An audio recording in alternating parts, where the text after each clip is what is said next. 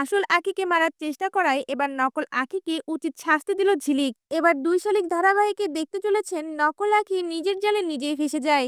বিস্তারিত জানতে ভিডিওটি সম্পূর্ণ দেখুন। পিয়ারকে নকল আঁখিকে দিয়ে আসল আঁখিকে মারার পরে ট্রাস্টি বোর্ডের মাধ্যমে সকল সম্পত্তির অধিকার নিজের করার প্ল্যান সাজায়।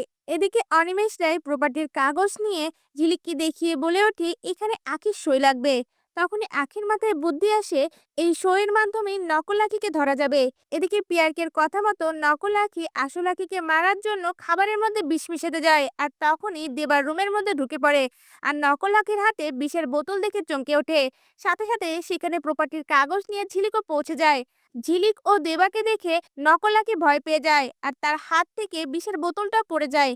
সেই বিষের বোতলটা ঝিলিক তুলে নিয়ে চমকে ওঠে। এরপর নকল আঁখির দিকে রেগে তাকিয়ে বলে ওঠে, তাহলে তুই নকল আঁখি, তুই আমার বোনকে মারার চেষ্টা করছিলি, এবার দেখ আমি তোর সাথে কি করি। এই কথা শুনে নকল আঁখি ভয় পেয়ে যায়।